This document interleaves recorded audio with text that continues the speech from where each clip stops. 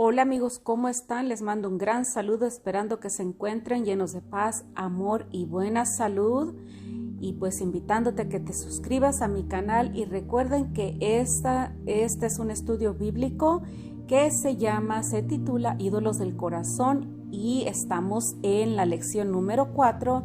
En el canal de YouTube pueden encontrar los otros videos que están buenísimos, se los recomiendo porque estamos escudriñando nuestro corazón. El Señor nos va a dejar saber si hay por ahí escondidos algunos ídolos fabricados que estén ahí escondiditos. Así es de que te invito a que no te pierdas ninguno de los videos que estamos dejando aquí para ustedes y para mí. Gracias de nuevo por estar aquí conmigo estudiando la palabra de Dios. Después de este saludo, bueno, pues entonces pasamos a la introducción y al estudio de la lección número 4, que se titula El que cambia el corazón. Vamos a estar hablando de el que cambia el corazón. Así es de que te invito a que traigas tu carpeta, tus tarjetas, tu pluma, tu té o tu café y que te sientas cómoda o cómodo porque vamos a estudiar en estos momentos el que cambia el corazón, lección número 4 de Ídolos del Corazón. La vida en las calles de Naín era difícil. El estilo de vida que ella una vez había abrazado como prostituta, como una fuente de libertad y placer, una manera de demostrar su independencia, se había vuelto esclavitud y amargura. Su vida estaba vacía y era inútil, y el fruto parecía tener solo dolor y odio cínico. Aunque estaba familiarizada con los actos de amor, su corazón nunca había conocido un amor que la cautivara por su pureza. Junto con su desesperanza general, una conciencia lacerante de la inutilidad de su vida iba creciendo en su interior. Ella estaba empezando a entender que las decisiones que había tomado no estaban mal solo porque alguien las desaprobaba, estaban mal porque eran pecaminosas. Ella descubrió que las cosas que solía darle placer, poder sobre los hombres, la soberbia de ser diferente de las otras mujeres y el tintineo tranquilizador de las monedas en su bolsa, ahora parecían tan tontas, tan sin sentido. Desde lo más profundo de su interior sintió un misterioso cambio en su corazón. Ella detectó un anhelo por amar y conocer al Dios del que había oído toda su vida, el Dios de Israel. Mientras miraba por encima de la llanura de Carmel a las colinas de Nazaret en la distancia, recordó historias que había escuchado sobre un cierto nazareno, Jesús. Era el que había vuelto a la vida al hijo de la viuda desconsolada y había dicho: no llores. Lo podemos encontrar en Lucas 7:13. No llores. ¿Le diría él estas palabras también a ella? ¿Podría él cambiar su vida también? ¿O era demasiado tarde para el perdón? Mientras veía su interactuar con la gente común desde las sombras, vio que él les daba la bienvenida, les enseñaba con sabiduría cariñosa. Mientras lo veía con los líderes religiosos, ella sabía que él no era como ellos. Era verdad que él amaba y obedecía la ley. Sin embargo, era humilde y tierno.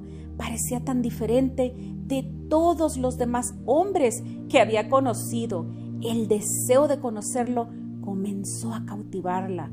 Algunos decían que él era el Mesías. Ella lo había visto hacerse amigo de los pecadores y comer con ellos. Parecía como si él los amara. ¿La recibiría él? ¿Qué le diría él a una mujer que había estado tan orgullosa de su pecado? Este deseo irresistible de conocerlo y amarlo se volvió como una adicción en su corazón. ¿Cómo me puedo acercar a él?, se preguntaba. ¿Qué regalo le puedo traer? Sentía que estaba mal acercarse a él con las manos vacías. ¿Saben de quién estamos hablando? ¿Saben? Bueno, pues están en lo correcto. Así que tomó su más preciosa posesión, un frasco de alabastro con perfume, y lo fue a buscar. Hermosa historia. El día que escogió para ir a él, se encontró con que él estaba comiendo en la casa de Simón. Este fariseo la despreciaba y la condenaba. A pesar de eso, ella todavía tenía que verlo. Tenía que encontrar una manera de mostrar el amor que había llegado a tener por el que había dicho: no llores. A pesar de su miedo y vergüenza, desesperada, ella lo importunó. Lucas escribe conmovedoramente sobre este encuentro. Llorando se arrojó a los pies de Jesús, de manera que se los bañaba en lágrimas.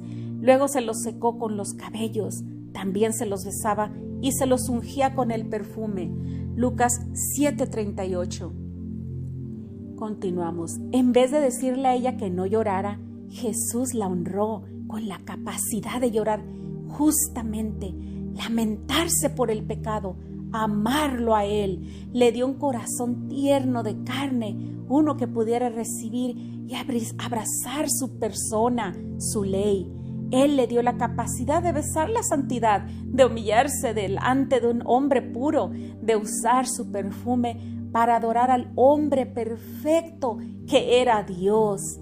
A pesar de la respuesta de los fariseos, ella, que había estado tan perdida en la inmoralidad, ahora estaba perdida en la tristeza y el gozo por los pecados que había reconocido y que habían sido perdonados.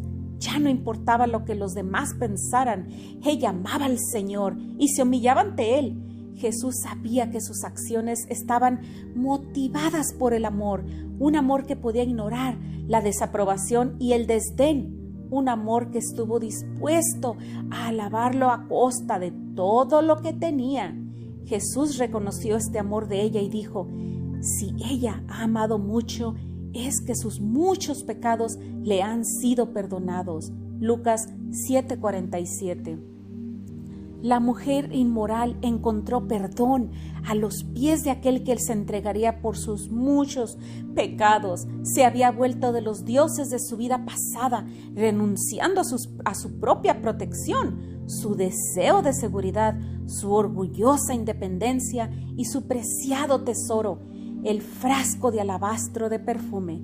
El Espíritu Santo ya había trabajado tan fuertemente en su corazón que valientemente podía ignorar el arrogante desdén y odio de los líderes religiosos.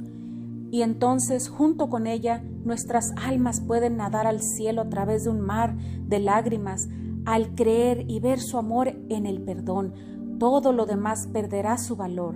¿A quién le importa si los demás lo desaprueban o lo acusan? ¿Qué importa si entregamos nuestro tesoro? Esta mujer derramó su perfume porque Jesús le había dado un nuevo tesoro, un corazón y una vida limpios y una relación con Él. Una vez ella lloró en amargura por sus penas terrenales, ahora lloraba por sus pecados. ¿Sabía ella que Dios estaba guardando estas lágrimas preciadas en un frasco de alabastro en el cielo? Salmos 56:8. Continuamos. Poder incomprensible. ¿Qué poder haría que en la casa de su enemigo, una mujer inmoral como ésta se arrodillara en arrepentimiento contrito ante un hombre? El poder del Espíritu Santo. En todo el mundo solo existe un poder que cambia las vidas: el Espíritu Santo. Él continuamente trabaja de formas misteriosas y profundas, haciendo que seamos santos, incluso como Él lo es. Recuerda, Él se llama el Espíritu Santo y su obra siempre producirá santidad en sus hijos. La obra que el Espíritu Santo hace es única en todo el mundo. De seguro estás de acuerdo conmigo, ¿verdad? Hay muchos programas de autoayuda para volverse un vendedor motivado, un gran jugador de tenis, un mejor orador, pero solo existe un agente que puede hacer que una persona quiera ser santa. Ese es el Espíritu Santo. en su poder dinámico trabajando en nuestras vidas, lo que vamos a examinar en este capítulo.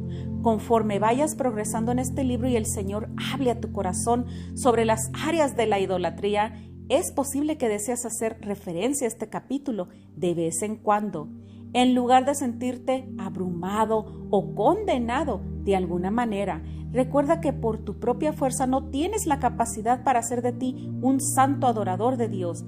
Así que si comienzas a sentir que desmayas, recuerda que Dios está comprometido en cambiarte y Él puede cambiar a cualquiera. Esto se demuestra con la muerte de Pedro como mártir. Continuamos. Cómo nos santifica el Espíritu, enseñándonos las glorias de Cristo. En su última tarde con sus discípulos, Jesús les enseñó extensadamente sobre la obra del Espíritu Santo. Parte de esta enseñanza fue que el Espíritu Santo trabajaba para glorificar a Cristo. Él me glorificará porque tomará de lo mío y se lo dará a conocer a ustedes. Juan 16:14. El Espíritu Santo nos enseña sobre nuestro maravilloso Salvador. Continuamos. Mostrándonos la cruz. El Espíritu Santo fue enviado para convencer al mundo de 3 cosas: pecado, justicia y juicio. Juan 16:8-11. Convicción de pecado. El Espíritu convence al mundo de su pecado de incredulidad. Esta convicción la sienten incluso los cristianos que ya creen que Jesús es Dios. El Espíritu Santo trae convicción cuando dudamos de la trascendencia de Cristo y de su obra expiatoria en nuestras vidas diarias. Si podemos razonar en nuestro escepticismo cristiano, quizá Cristo fue Dios y quizá es cierto que Él murió por el pecado. Pero ¿qué tiene que ver esto con la capacidad de Dios de satisfacernos y darnos paz hoy? El pecado de incredulidad reside en el corazón de todos los demás pecados y en particular en el corazón de la idolatría.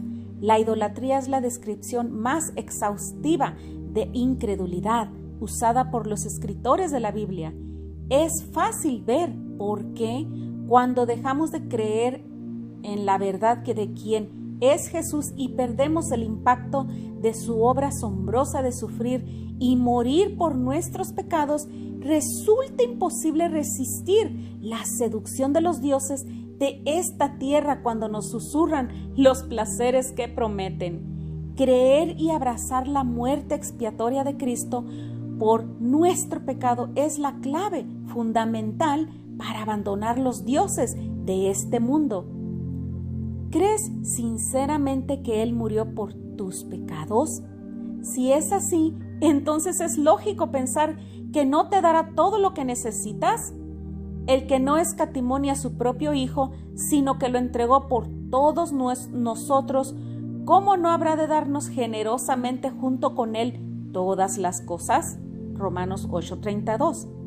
¿Qué tan apetecibles se verían estos pasteles de lodo si estuvieras parada junto a la cruz, viendo las manos y los pies que fueron perforados por ti? La obra del Espíritu Santo es hacer que experimentemos esta verdad al tiempo que te muestra la belleza de la cruz. Convicción sobre la justicia. El Espíritu Santo también nos convence de la justicia de Cristo y de su disponibilidad. Los líderes religiosos judíos habían acusado a Cristo de ser un hereje y su muerte como un criminal parecía confirmar sus palabras, pero por su resurrección y ascensión al cielo, el Espíritu ilumina hoy los corazones de los hombres a la verdad de que no importa cómo el mundo pueda clamar contra él, Cristo fue perfectamente justo y su justicia está disponible para nosotros, los que creemos. Es especialmente importante que contemplemos la naturaleza perfecta de Cristo, porque la idolatría siempre es un ataque contra el carácter de Dios. Cada vez que nuestros corazones se vuelven hacia la veneración de dioses falsos, estamos diciendo: Dios realmente no es bueno, Él no es justo, no es amoroso ni santo. tengo que encontrar otros dioses que me satisfagan porque Jesús no puede o no quiere. Si tú crees que Jesús es el perfectamente justo Hijo de Dios que está gobernando a la mano derecha de su Padre, eso es la obra del Espíritu. Él guardará tu corazón contra la mentira de que la justicia puede provenir de cualquier otro lado que no sea de Cristo. Es su papel como el Señor que ascendió. Él ha garantizado de manera absoluta todo lo que necesitamos para la justicia y la felicidad eterna. ¿Cómo se verían nuestros ídolos si estuviéramos mirando fijamente, como lo hizo Esteban en su muerte, hacia el cielo? Hechos 7, 55, 56. Continuamos. Convicción sobre el juicio. Por último, el Espíritu nos convence sobre el juicio de Dios por el pecado y la certeza de la destrucción del pecado. Él ya juzgó con poder el pecado en la cruz. El Señor Jesús juzgó al gobernante de este mundo, Satanás, rehusando sucumbir ante sus tentaciones, viviendo una vida perfecta y arrancando a los hijos de su Padre de la mano de Satanás por medio de su muerte. El castigo de Dios para el diablo se completará totalmente al final de los tiempos, cuando Dios haya terminado con él. Pero mientras tanto, mientras tú y yo luchamos con los trágicos efectos del pecado, me puede alentar saber que Dios saldrá victorioso sobre el enemigo de tu alma. Para esto apareció el Hijo de Dios, para deshacer las obras del diablo. Primera de Juan 3:8. Ver también Juan 12:31, Romanos 16:20, Colosenses 2:15, Hebreos 2:14. Cuando estés tentado, a pesar que la batalla está perdida y que bien podrías rendirte y servir a otros dioses, suplícale a Él para que te ayude a saber que tu enemigo es un criminal condenado a muerte, que está esperando la ejecución de su sentencia. Apocalipsis 20:10. Para Él no habrá aplazamiento de último minuto. No. Solo la certeza de la ira de Dios y el castigo que nunca termina. ¿Cómo se verían sus mentiras sobre las seducciones del pecado si lo viéramos como está atado bajo condenación y sin poder que no permita la voluntad soberana de Dios? Continuamos. Escribiendo su palabra en nuestros corazones. Como lo mencionamos en el capítulo 3, lección 3, el Espíritu Santo escribe la ley de Dios en nuestros corazones. Ahora la ley de Dios gobierna internamente en nuestro corazón, mientras el Espíritu nos ayuda a entender su significado y lo aplica a nuestra vida diaria. Él nos enseña lo que significa que Él sea nuestro Dios y que seamos su pueblo del pacto. Jeremías 31, 33 al 4. Primera de Juan 2:27. Esta unción del Espíritu Santo nos guía toda la verdad. Juan 16:13. Él nos enseña que podemos llegar a conocer a Dios así como Él es y no como nos lo imaginamos. Él no quiere que solo sepamos de Él. Él quiere que lo conozcamos y lo entendamos. En nuestra naturaleza finita nos es imposible comprender totalmente su persona, pero el Espíritu Santo nos concede una conciencia cada vez mayor a medida que maduramos, a medida que crezcamos en su conocimiento. Disminuirá nuestra inclinación a confiar en otros dioses. Así es como Pablo pudo decir que todo lo demás palestecía en comparación con el tesoro de conocerlo, comprenderlo y entenderlo. Filipenses 3:8 dice: es más, todo lo considero pérdida por razón del incomparable valor de conocer a Cristo Jesús, mi Señor. Por Él lo he perdido todo y lo tengo por basura a fin de ganar a Cristo. Filipenses 3:8. ¿Por qué Pablo consideraría todo lo que tenía posición, poder, influencia y reputación como basura? O como correctamente se traduce la palabra estiércol, excremento. porque el Espíritu Santo le había mostrado el carácter de Cristo y en comparación con esto, cualquier cosa que los dioses de este mundo le ofrecieron solo sería buena para el estercolero. Continuamos, inclinando nuestros corazones para adorarlo a Él. Sin la obra del Espíritu de Dios, vamos a rendirle culto a todo, a cualquier cosa, pero no a Dios. Él debe obrar, entonces, para inclinar nuestros corazones para que lo adoremos en la dedicación del templo. Salomón oró, que el Señor nuestro Dios esté con nosotros, que incline nuestro corazón hacia Él, para que sigamos todos sus caminos y cumplamos los mandamientos, decretos y leyes que les dio a nuestros antepasados. Primera de Reyes 8:57-58.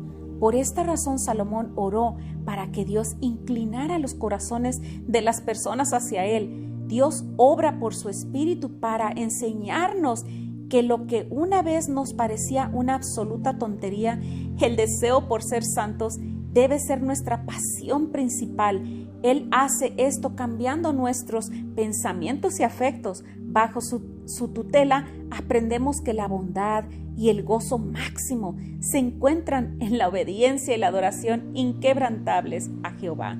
Salomón no fue el único escritor que mencionó el poder del Espíritu actuando en nosotros para la santidad.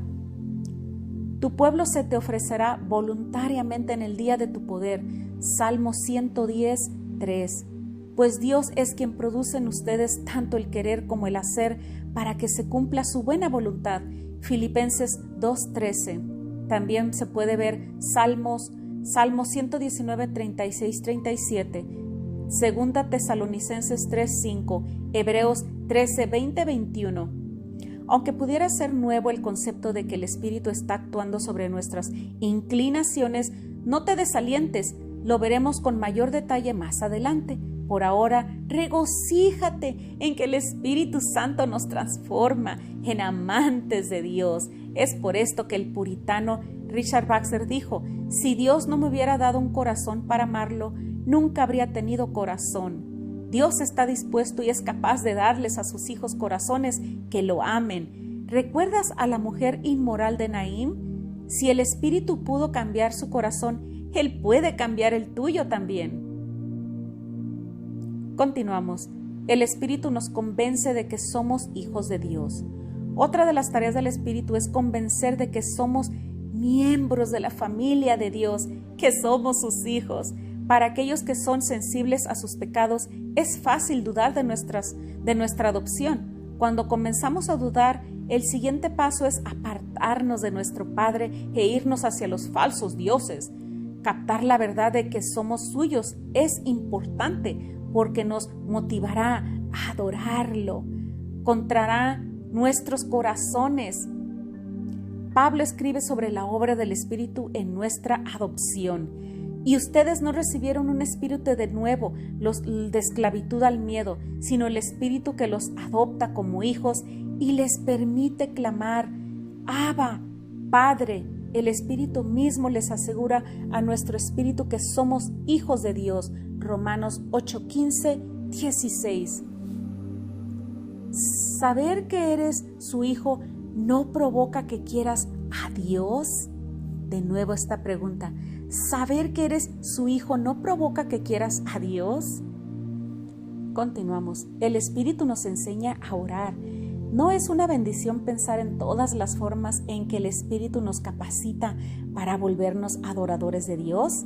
Al luchar contra nuestra pecaminosa idolatría, con frecuencia nos encontramos orando, pidiendo sabiduría, fuerza, un verdadero odio por el pecado y amor por la justicia. Necesitamos la guía del Espíritu, incluso en nuestras oraciones.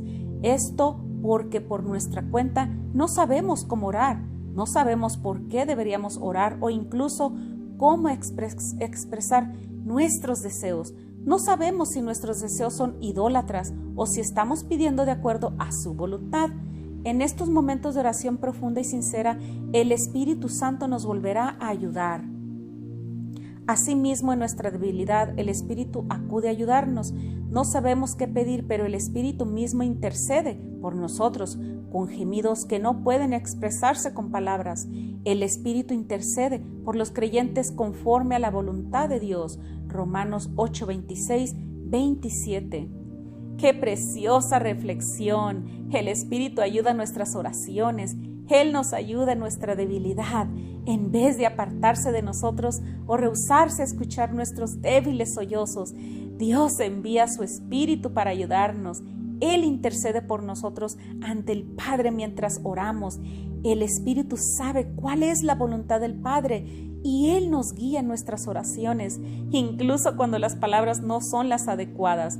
Él nos ayuda con una oración que no puede expresarse con palabras. Piensa en qué tan dispuesto está Dios a ayudarte, a auxiliarte, a traerte a Él, libertarte de tu idolatría. Cuando luchamos contra el pecado, sabemos que el Espíritu está expresando perfectamente nuestras oraciones pidiendo ayuda. ¡Qué consuelo es el Espíritu Santo! Dios es fiel. Pablo buscaba consolarlos, recordándoles que se puede contar con la fidelidad de Dios en los tiempos de prueba y tentación. Quería que ellos supieran que la tentación a la idolatría es común al hombre. No estaban solos en su lucha. También quería que vieran que, aunque el mundo y sus dioses parecen demasiados poderosos, Dios es fiel. Él no nos dará la espalda cuando luchemos contra el pecado. Él nos orientará con cuidado para que nunca nos encontremos con ninguna tentación a la idolatría que sea más de lo que podamos soportar. Y entonces Él va a hacer que la tentación o la prueba desaparezcan y nos dará la fuerza para resistirla. No hay valle tan oscuro para el cual Él no pueda encontrar un camino para cruzar, ninguna aflicción tan grave que Él no pueda prevenir o eliminar o capacitarnos para resistir y al final hacer caso comiso de ella para nuestro beneficio. En este contexto, Pablo dice: por tanto, mis queridos hermanos, huyan de la idolatría. Primera de Corintios 10, 14. Dios ha prometido ayudarte en tus tentaciones y en tus pruebas, sobre todo a medida que buscas una inquebrantable devoción a Dios. Él se ha comprometido con tu santidad y en ayudarte a glorificarlo. ¿Has sido llamado por Dios? Entonces has sido justificado por Él. ¿Has sido justificado por Él? Entonces también serás glorificado por su poder y serás cambiado a la imagen de su Hijo. ¿No es eso extraordinario? Debido a que el Espíritu Santo es fiel para completar toda su obra, podemos estar seguros de que Dios, de alguna manera, por su gran poder e influencia, hará que reflejemos su carácter. Él ha comenzado esta obra ahora en el mundo y Él la terminará en el siguiente. En este conocimiento podemos descansar, seguros de su continuo amor y guía. ¿No es preciosa la influencia del Espíritu? Su compromiso de obedecer a su Padre, consolándote, cambiándote, alumbrándote y enseñándote, hace que desees cooperar con Él y depender de Él. Así es como debe ser. Recuerda, el Señor no te ha dejado huérfano. Él ha enviado su Espíritu para que esté contigo y en ti a lo largo de este viaje. Vámonos a una reflexión más profunda, el final de la lección número 4. Enumera cada una de las formas en que el Espíritu nos ayuda en la batalla contra el pecado y la idolatría. 2. ¿Cuáles son más revelantes para ti y por qué? 3. ¿Puedes ver alguna razón por la cual la mujer inmoral de la que Lucas escribió hubiera acudido a Cristo? 4. ¿Cómo dirigió tu intención el Espíritu a Cristo? 5. ¿Cómo la idolatría es un ataque contra el carácter de Dios? Gracias, llegamos al final de la lección número 4. Espero que hayas tomado tus notas y te haya servido de mucha esta lección. Te espero próximamente en la lección número 5. No se te olvide suscribirte a mi canal y gracias por haberte quedado hasta el final del estudio. Lección número 4, ídolos del corazón. Que pases una hermosa tarde y que Dios te bendiga. Gracias.